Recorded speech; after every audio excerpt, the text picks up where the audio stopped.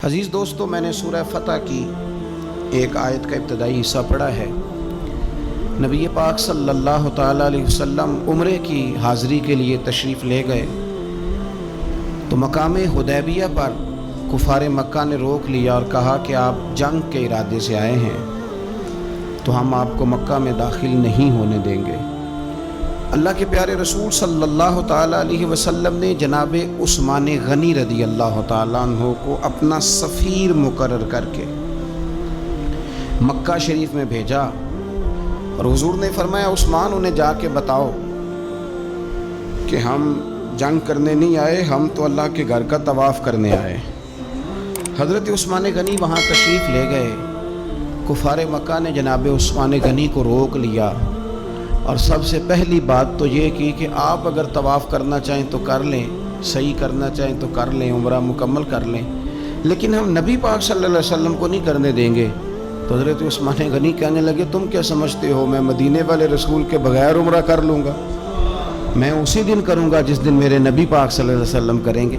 یہاں بھی کچھ صحابہ نے کہا مقام حدیبیہ میں کہ عثمان کو اللہ نے موقع دے دیا ہے، وہ تو راج راج کے کعبے کی زیارت کریں گے اور وہ کھل کے طواف کریں گے، وہ صحیح کریں گے، وہ حجر اسود کے بوسے لیں گے۔ صحابہ یہ باتیں کر رہے تھے تو حضور غور سے دیکھ رہے تھے۔ جب بات ختم ہوئی تو فرمایا فکر نہ کرو میرا عثمان، میں فکر نہ کرو میرا عثمان میرے بغیر طواف نہیں کرے گا۔ ہاں مجھے کیا غرض تھی نماز سے، مجھے کیا خبر تھی سجود کی، یہ تو تیرے نقش پا کی تلاش تھی جو جھکا رہا میں نماز میں۔ اور اقبال کہنے لگے اذاں تو ازل سے تیرے عشق کا ترانہ بنی، اور نماز تو اس کے نظارے کا ایک بہانہ بنی۔ وہاں سے خبر موصول ہو گئی کہ حضرت عثمان غنی کو شہید کر دیا گیا۔ اگرچہ نبی پاک صلی اللہ علیہ وسلم کے علم میں تھا کہ عثمان کو شہید نہیں کیا گیا، لیکن جب خبر آئی تو صحابہ میں جوش پیدا ہو گیا، ہم جہاد کریں گے، ہم ان سے لڑیں گے، بدلہ لیں گے۔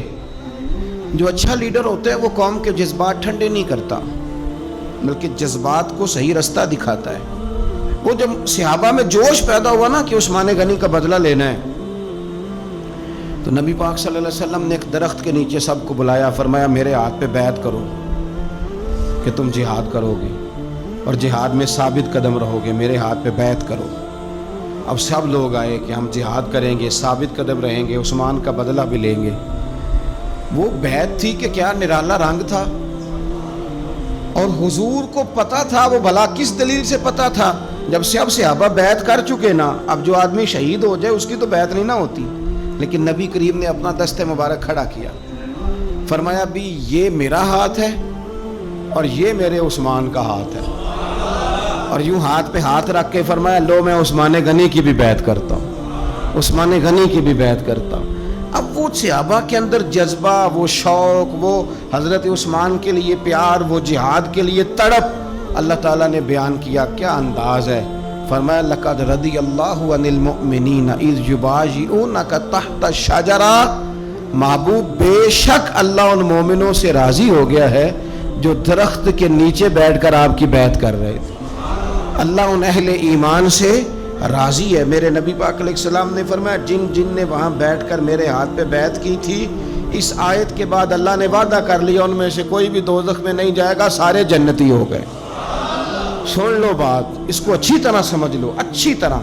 یہ قرآن مجید ہے، یہ خاص نقطہ ہے، اس کو اپنے دل میں جگہ دینا۔ انہوں نے جہاد کیا نہیں،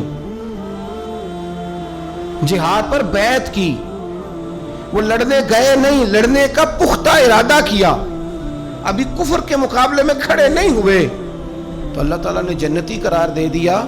میں کہا کرتا ہوں کہ چلو جہاد جب آئے گا تب تو دیکھی جائے گی، ارادے تو کرو نا۔ رب تو ارادوں پر ہی جنت کے وعدے فرما دیتا ہے، ارادوں پر ہی۔ ہماری نیتیں ہی نہیں بنتی، ہمارا پروگرام ہی نہیں بنتا، ہمارا کوئی ایسا ذہن ہی نہیں بنتا۔ تو حضرت عثمان غنی کا یہ مرتبہ ہے کہ ان کے تعلق سے اگر میٹنگ بھی بیٹھے، بیعت بھی ہو تو اللہ تو ان بندوں سے بھی راضی ہو جاتا ہے جو ان کے لیے اکٹھے ہوتے ہیں۔ حضرت عثمان غنی میرے نبی پاک علیہ السلام کے صحابہ میں جید ترین آدمی، اور یہ حضور کے داماد ہیں۔ نبی پاک کی 4 بیٹیاں ہیں، اور یہ بات قرآن پاک سے ثابت ہے کل ازواجک و بنات، اے محبوب اپنی بیویوں سے بھی کہہ دو اور بیٹیوں سے بھی کہہ دو اللہ نے قرآن میں بیٹی نہیں کہا، بنات کہا۔ سورہ احزاب دیکھ لیجئے گا، اپنی بیویوں سے کہہ دو اور اپنی، تو بیٹیاں جو ہوتی ہیں وہ ایک ہوتی ہے۔ لوگ عمروں کا حساب لگاتے پھرتے ہیں، عمروں کا، اتنی عمر میں شادی ہو تو ہے۔ او خدا کے بندے، تو کس چکر میں پڑ گیا؟ جب رسول کریم صلی اللہ تعالیٰ علیہ وسلم کو رب کہہ رہے اپنی بیٹیوں سے کہہ دو، حضور کی 4 بیٹیاں، حضرت زینب حضور کی بڑی صاحبزادی ہیں، ان کی بڑی بیٹی حضرت امامہ بنت زینب صحیح بخاری میں موجود ہے۔ نبی پاک اپنی نواسی سے بڑا پیار کرتے تھے، حضور نکلنے لگتے نماز کے لیے تو بچی ضد کرتی، نانا میں نے نہیں جانے دینا۔ بڑا سیانہ بندہ بھی ہو تو چھوٹے بچوں سے ڈرتا ہے، چھپ کے باہر نکلنا پڑتا ہے، بچے نہیں نکلنے دیتے۔ حالانکہ بندہ کسی سے نہیں ڈر رہا، سمجھدار ہے، پر وہ کہتا ہے اسے ذرا سائیڈ پہ کر، تو یار ہوتا ہے نا جی، دل نہیں۔ حضرت زینب کہتی ہیں کہ میری بیٹی ضد کرنے لگی، حضور نماز کے لیے جا رہے تھے، نانا کے ساتھ جانا ہے۔ میں نے بچی کو زبردستی پکڑا، میں نے کہا بیٹھ جاؤ، حضور آپ جائیں۔ بچی رونے لگی تو حضور واپس آ گئے۔ تو کہتا ہے حضور کی ہمیں باقی نواسیاں نہیں ملتے، بخاری میں پڑھ ہیں باقی کے بھی۔ نبی پاک واپس آ گئے اور فرمایا نا زینب رلا دے مجھے، میں ساتھ ہی لے جاتا ہوں۔ ابا جان آپ نماز پڑھیں گے، بچی سنبھالیں گے؟ فرمایا دونوں کام ہی کر لوں گا۔ حضور لے آئے جناب امامہ کو، اللہ اکبر کہہ کے نیت باندھی تو یہاں نواسی کو اٹھایا ہوگا، گویا نماز بھی ہو رہی ہے اور نواسی کی دل جوئی بھی ہو رہی ہے۔ امامہ بنت زینب کو حضور نے اٹھایا ہوا ہے۔ اللہ کے رسول رکوع میں گئے تو بچے کو کھڑا کر، شہزادی حضور کی زلفوں سے کھیلتی رہی، سجدے میں گئے تو زلفوں سے کھیلتی رہی، حضور پھر اٹھے تو بچی کو پھر اٹھا لی۔ تو میرے رسول پاک کی 4 بیٹیاں، میں نے قصداً آج کچھ ایسی روایات آپ کے سامنے رکھنی ہے جس میں صرف حضرت عثمان غنی کی شان نہ ہو، جناب رقیہ کا بھی ذکر ہو۔ حضور نے حضرت رقیہ رسول پاک صلی اللہ علیہ وسلم کی دوسری صاحبزادی، سب سے بڑی جناب زینب ہے، دوسری رقیہ ہے، ان کا نکاح حضرت عثمان غنی کے ساتھ فرمایا۔ اور حضرت عبداللہ بن حزم فرمایا کرتے تھے سارے صحابہ ہی سونے تھے، پر صحابہ میں جو سب سے سونے تھے وہ حضرت عثمان غنی تھے۔ اونچا لمبا قد تھا، گھنی داڑھی تھی، حسن تھا، جمال تھا، اور شرمیلے تھے حضرت عثمان غنی، حیا والے تھے۔ حضرت اسامہ بن زید رضی اللہ تعالیٰ عنہ فرمانے لگے، یہ طبرانی کی حدیث ہے، حضرت اسامہ بن زید کہتے ہیں گھر میں نا سالن پکا نبی پاک صلی اللہ علیہ وسلم، حضور نے سالن کھایا تو بڑا مزیدار لگا۔ یہ بھی دل کا انوکھا سودا ہے کہ جب کچھ چیز اچھی لگے تو پھر اپنے یاد آتے۔ آپ یقین کریں، پھر بندہ کہتا ہے تھوڑی پیک بھی کرا لوں بچوں کے لیے، اپنے یاد آتے۔ حضرت اسامہ بن زید کہتے ہیں سالن بڑا عمدہ تھا، گوشت پکا تھا، حضور نے تھوڑا سا برتن میں ڈالا، فرمایا جا میری بیٹی رقیہ کو دے آ۔ جناب اسامہ بن زید رضی اللہ تعالیٰ عنہ فرماتے ہیں کہ تو میں چھوٹا تھا، دوسرا بھی پردے کی آیتیں بھی نازل نہیں ہوئی تھیں، ایک دوسرے کے گھروں میں بلا روک ٹوک لوگ آیا جایا کرتے تھے۔ آپ فرماتے ہیں وہ سالن کا برتن لے کے جب میں پہنچا نا حضرت عثمان غنی کے گھر، دونوں میاں بیوی ایک چارپائی پہ بیٹھے تھے، فرماتے ہیں میں نے بھی دنیا دیکھی پر اتنا سونا جوڑا میں نے بھی کبھی نہیں دیکھا۔ آپ فرماتے ہیں کبھی میں سیدہ رقیہ کی جانب دیکھتا، کبھی حضرت عثمان غنی کو، اور مجھے بھول ہی گیا میں کس کام آیا ہوں، مجھے بھول گیا، میں محو ہو گیا۔ کہتے ہیں کہ وہ حضور کے داماد اور شہزادی کو دیکھ کے میری نظریں ہٹتی ہی نہیں۔ کہتا جب میں دیر تک دیکھتا رہا تو عثمان غنی مسکرائے، فرمانے لگے اسامہ کدھر آئے تھے یار؟ تو جیسے بندے کی آنکھ کھل جاتی ہے۔ میں نے کہا جی میں سالن دینے آیا تھا۔ کہتے ہیں میں نے پیش کیا، جب میں واپس گیا سارے رستے پروگرام بناتا گیا کہ عرض کروں گا یا رسول اللہ، یہ چاؤ ہوتا ہے نا، یہ چاؤ ہوتا ہے۔ گاؤں میں کسی کی بارات آتی ہے تو پرانی عورتیں جو ہوتی تھیں وہ دولہا دیکھ کے کہتی تھی اللہ نے بڑی سونی جوڑی ملا دی، کیا بات، یہ ایک چاؤ ہوتا ہے، شوق ہوتا ہے۔ حضرت سیدنا اسامہ بن زید فرماتے ہیں میں سارے رستے پروگرام بناتا گیا کہ عرض کروں گا حضور کمال ہے، کیا اللہ نے آپ کی شہزادی کو اور آپ کے داماد کو نوازا ہے، کمال ہے۔ کہتے ہیں میں پروگرام بناتے جا رہا تھا، لیکن جیسے ہی میں پہنچا حضور کے حجرے میں قدم رکھا، مجھے بتانا ہی نہیں پڑا، حضور مسکرا کے فرمانے لگے اسامہ میری بیٹی اور میرے داماد کو دیکھا؟ یا رسول اللہ دیکھا۔ فرمایا اتنے سونے لوگ پہلے بھی کبھی دیکھے؟ میں نے عرض کی حضور نہیں، میں نے پہلے، کیا بریلی کے امام کا انداز ہے، فرماتے ہیں تیری نسل پاک میں ہے بچہ بچہ نور کا، کیونکہ تو ہے عین نور تو تیرا سب گھرانہ ہی نور کا. حضرت عثمان غنی رضی اللہ تعالیٰ عنہ اور جناب رقیہ خوبصورت ترین. اچھا مکہ شریف میں بڑے ظلم کیے لوگوں نے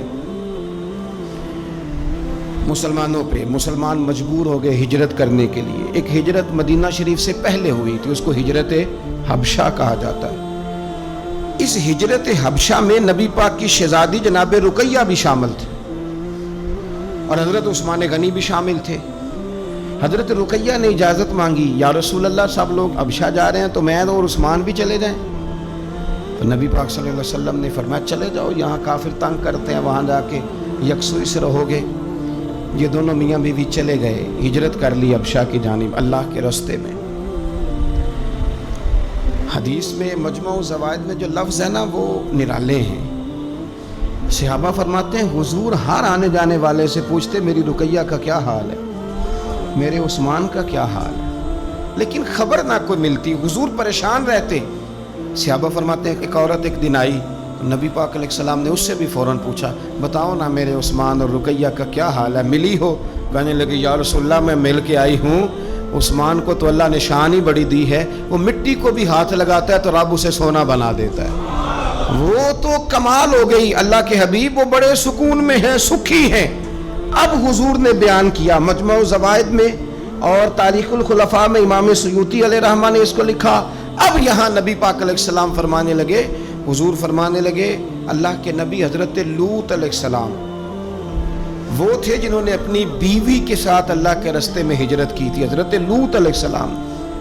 ہجرت بہت بڑا مقام ہے اگر کوئی دین کے لیے کرے, لیکن صحابہ نے ہجرت کی تو اکیلے اکیلے. حضرت ابو بکر بھی ہجرت کر کے گئے تو اکیلے, حضرت عمر بھی گئے تو اکیلے. لیکن حضور فرمانے لگے انبیاء میں سے حضرت لوط علیہ السلام نے ہجرت کی تھی اپنی بیوی کے ساتھ, چونکہ گھر والوں کو لے کے ہجرت کرنا مشکل ہوتا ہے. جو کام مشکل ہو اس پہ اجر بھی زیادہ ملتا ہے. حضرت لوط نے ہجرت کی تھی اپنی بیوی کو لے کے. فرمایا جناب لوط سے لے کر آج تک دوبارہ اگر کسی جوڑے کو ہجرت کرنے کی سعادت ملی ہے تو میرے عثمان اور میری بیٹی رقیہ کو ملی ہے. فرمایا عثمان نے اپنی بیوی سمیت ہجرت کی ہے. حضرت لوط علیہ السلام سے لے کر عثمان غنی تک. اگر کبھی آپ اس پہلو کو سمجھیں تو بڑا ذائقہ دے گا کہ گھر بار چھوڑا ہے, ہر چیز قربان کی ہے. کس لیے؟ اللہ اور اللہ کے رسول کے لیے. تو یہ پہلا نبی پاک صلی اللہ علیہ وسلم نا اس جوڑے سے پیار کرتے. حکمتیں ہمارے ہاں پتہ کیا ہوتا ہے, کچھ دکھ نا ہم نے جان بوجھ کے گھڑ لیے ہیں, وہ دکھ نہیں ہے جان بوجھ کے. مثلا ابا جی گئے بیٹی کے گھر میں شادی کے 2 4 5 مہینے کے بعد, تو واپس آ کے ابا جی رو پڑے. کیا ہو گیا جی آپ کو؟ کہتے ہیں اوہو میری دھی تے اتنے کام ہی بڑے کر دی پئی, میں نے بڑی لاڈوں سے پالی تھی, بڑی لاڈلی تھی, وہ میں گیا ہوں چولہے کے آگے کھڑی تھی. یہ جعلی دکھ ہے.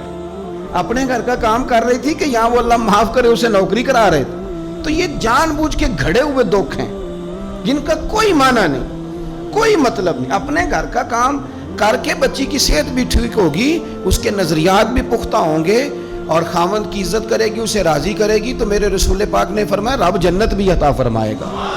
لیکن یہ دکھ ہے جناب, ہو میں گیا گرمی بڑی سخت تھی, یعنی یہ دکھ ہے کوئی کہ میری بیٹی روٹیاں پکاتی ہے, جی شکر کر پکاتی ہے, اللہ کا احسان سمجھ. یہ تو دور ہے وسوسوں کا. میں تو کہتا ہوں اس میں جو بندہ زیادہ مصروف ہے نا, اس کو روٹی کھانے کا ٹائم بھی مشکل سے ملتا ہے, وہ بھلا آدمی ہے. تھک کے سوئے, یہ ٹینشنوں میں نہ پڑے, چگلیوں میں نہ پڑے, غیبت میں نہ پڑے, گلے نہ کرے, بری سوچ نہ اسے آئے. اچھا اللہ کا شکر ادا کر. اور یہ پرانے لوگوں کے اندر یہ خاص, آج کل تو میں دیکھتا ہوں سارے بیچارے نوجوان لڑکے, انہوں نے جمعے والے دن ہینگر لٹکائے ہوتے ہیں پیچھے, سارے کپڑے دھوبی سے استری کرا کے لا رہے ہو, سارے پتہ نہیں کہاں کام کاج ہوتے ہیں, ہمیں نہیں سمجھ آتی. سب نے سائیکل پہ روٹیاں لٹکائی ہوتی ہیں, کھانا پا گیا روٹیاں لے آؤ, کون سے کام کی بات. پھر بھی ابا جی رو رہے ہیں آ کے. اور یہ بچیوں کی ٹریننگ کریں, آپ یقین کریں یہ مفت کے رٹے ہیں, جھگڑے ہیں. کیا ہو جاتا ہے؟ سنو میرے رسول پاک نے کیا فرمایا. کسی نے پوچھا حضور بہترین مسلمان کون ہے؟ تو نبی پاک نے فرمایا جو سلام لینے میں پہل کرے اور روٹی زیادہ کھلائے. تو اگر آپ کی بیٹی کسی کو روٹی پکا کے کھلائے گی تو بہترین مسلمان بنے گی. کون سا دکھ آپ نے پالا؟ سنو میں آپ کو حدیث سناتا ہوں میرے نبی کریم. علیہ السلام حضرت عثمان غنی کے گھر تشریف لے گئے. جناب عثمان غنی کے حضور اچانک گھر پہنچے. حضرت ابو ہریرہ رضی اللہ تعالیٰ عنہ فرمانے لگے جب نبی پاک علیہ السلام ان کے حجرہ نور میں داخل ہوئے نا تو نبی پاک کی شہزادی سے بڑھ کر تو کوئی شہزادی نہیں نا.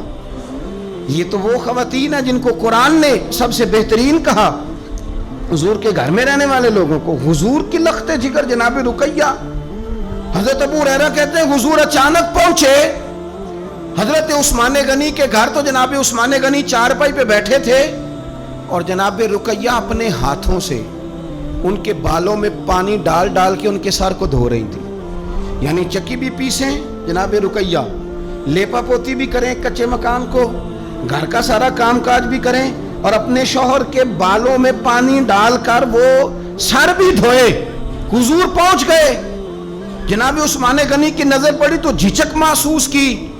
حضرت رقیہ رضی اللہ تعالیٰ عنہ بھی ذرا ٹھہر گئیں. دیکھو میرے نبی پاک کی تربیت کا انداز. رسول کریم نے کیا فرمایا؟ نبی کریم فرمانے لگے رقیہ اپنے شوہر کی زیادہ خدمت کیا کر, رقیہ اپنے خامد کی زیادہ خدمت کر. فرمایا میرے سارے صحابہ شان والے ہیں لیکن جس نے میرے اخلاق کو سب سے زیادہ دیکھنا ہو وہ میرے عثمان غنی کو دیکھے. یہ اخلاق میں مجھ سے زیادہ مشابہت رکھتا ہے بیٹی, زیادہ خدمت کیا کر اپنے شوہر کی زیادہ. یہ حضور نے تربیت دی. یہ نبی پاک علیہ السلام نے ہمیں بتلایا کہ اس طرح تمہارے گھر بنیں گے, اس طرح دکھ دور ہوں گے. لیکن جب ابا ہی گھر آ کے روئے گا اور اماں ہی بد دعا کرے گی کہ دیکھو میری بیٹی کو کیا حال کر دیا روٹیاں پکوا تو کیسے گھر چلے گا؟ سمجھیں آپ ان چیزوں. حضور سید عالم صلی اللہ تعالی علیہ وسلم نے فرمایا اور خدمت کر. ایک دن پھر حضور گئے گھر میں تو جا کر کے پوچھا کہ عثمان غنی کہاں ہے؟ تو جناب رقیہ اب چونکہ حضور نے کہا تھا زیادہ خدمت کر تو اس دن تو صرف بال دھوئے تھے نا, آج ایک بات بڑھ کے بیان کی. عرض کی یا رسول اللہ میں نے ان کے بالوں میں کنگھی کر کے انہیں باہر بھیجا ہے. آپ ذرا انداز دیکھیے شہزادی کے بات کرنے کا. حضور میں نے بالوں میں کنگھی کر کے بھیجا ہے. حضور مسکرائے فرمایا رقیہ میں عثمان سے بھی راضی ہوں, پتر تجھ سے بھی بڑا ہی راضی ہوں, میں تم دونوں سے بڑا راضی ہوں. آپ دین اسلام کے اس خوبصورت ترین مزاج کو سمجھیں کہ میرے نبی کریم صلی اللہ تعالی علیہ وآلہ وسلم نے ارشاد فرمایا کہ میں تم دونوں سے راضی ہوں. حضرت رقیہ رضی اللہ تعالیٰ عنہ کے گھر حضور سالن بھی بھیجیں, ان کی ہجرت کی بھی تعریف کریں, ان کے حسن کی بھی تعریف کریں, میاں بیوی کے آپس میں رشتے کو مضبوط کرنے کی بات کریں. جناب رقیہ بیمار ہو گئیں. سیدہ رقیہ رضی اللہ تعالیٰ اس وقت بیمار ہوئی جب میرے نبی پاک صلی اللہ علیہ وسلم بدر کی تیاری میں تھے. حضور تشریف لائے, بیٹی کو بیمار دیکھا تو حضور غمگین ہوئے. حضرت عثمان غنی رضی اللہ تعالیٰ عنہ سے فرمانے لگے عثمان بدر میں ہم دونوں نہیں جائیں گے, یا میں رہ جاتا ہوں یا تو رہ جا. ایک روایت میں حضرت عثمان غنی فرمانے لگے یا رسول اللہ صلی اللہ علیہ وسلم آپ جو فیصلہ کریں مجھے منظور ہے. تو حضور فرمانے لگے میں نے تو کمان کرنی ہے نا, میں جاتا ہوں, تو میری بیٹی کی تیمارداری کر. حضرت عثمان غنی رضی اللہ تعالیٰ عنہ بدر میں شریک نہیں ہوئے. بدر میں گنتی میں لوگ 312 تھے. حضرت عثمان گئے نہیں, پر نبی پاک نے فرمایا عثمان چونکہ میری بیٹی کی تیمارداری کر رہا ہے لہذا وہ بدر میں نہیں بھی آیا, پھر بھی اللہ نے بدریوں میں شامل کر لیا, پھر بھی یہاں شامل ہے. اسے اجر بھی ملے گا, اسے وہ جزا بھی ملے گی, نہ آن کر بھی وہ شامل ہے اس لیے کہ وہ میری بیٹی کی خدمت میں مشغول ہے. حضرت عثمان غنی کی ذرا عظمت تو دیکھنا میرے بھائیوں. حضور جب بدر سے واپس آئے تو جناب رقیہ وصال کر گئی تھی, جناب عثمان انہیں دفن کر کے آ رہے تھے. اب بات آگے چلی, حضرت عثمان بھی غمگین رہنے لگے کہ میرا حضور سے قریبی رشتہ تھا, اب کیا بنے گا. یہ دنیا میں واحد انسان ہے حضرت عثمان غنی کہ کسی ایک شخص کو کسی نبی کی 2 بیٹیوں سے نکاح کرنے کا موقع ملا. حضور نے اپنی چھوٹی شہزادی حضرت ام کلثوم رضی اللہ تعالی عنہ کا نکاح بھی ان کے ساتھ کر دیا. میرے سامنے مجمع الزواج پڑی ہے. کچھ لوگوں نے پوچھا یا رسول اللہ آپ نے دوسری بیٹی کا بھی نکاح کر دیا؟ تو میرے رسول کریم نے فرمایا, نبی پاک فرمانے لگے میں نے خود سے نہیں کیا, میں نے اللہ کی وحی کے ساتھ, اللہ کے حکم کے ساتھ ام کلثوم کا نکاح عثمان غنی کے ساتھ کیا ہے. اور فرمایا یہ تو میری دوسری بیٹی ہے نا، میری 40 بھی ہوتی، ایک کے بعد دوسری وصال کرتی رہتی، میں ساری عثمان غنی کے نکاح میں دے دوں۔ 2 بیٹیوں کا نکاح حضور نے کیا۔ اب بولے بریلی کے امام اور فرمانے لگے نور کی سرکار سے پایا دوشالہ نور کا، نور کی سرکار سے پایا دوشالہ نور کا، ہو مبارک تجھ کو ذوالنورین جوڑا نور کا۔ حضرت عثمان غنی سے نا حضور بڑا پیار کرتے تھے۔ آپ ناراض نہ ہونا، میں آپ کو ایک گزارش کرنے لگا ہوں، یہ میری بات یاد رکھنا، کوشش کرنا آپ کا مزاج کبھی کسی بندے کے لیے بوجھ نہ بنے، آپ کی طبیعت کبھی کسی پر بوجھ نہ بنے۔ کوشش کریں کہ رویہ اس طرح کا ہو کہ آپ کسی سے ملیں تو اسے سکون ملے، اسے توانائی ملے۔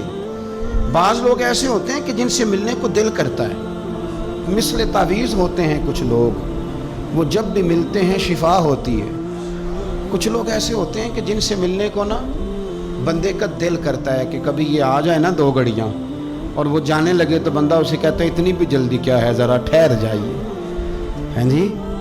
تو کبھی بوجھ نہ بنے۔ بعض لوگ ایسے ہوتے ہیں جو دقت کرتے ہیں، بوجھ بنتے ہیں، اور بعض ایسے ہوتے ہیں جن سے ملنے کو دل کرتا ہے۔ کیا خوبصورت حدیث ہے، حدیث کی راوی سیدہ عائشہ صدیقہ ہے۔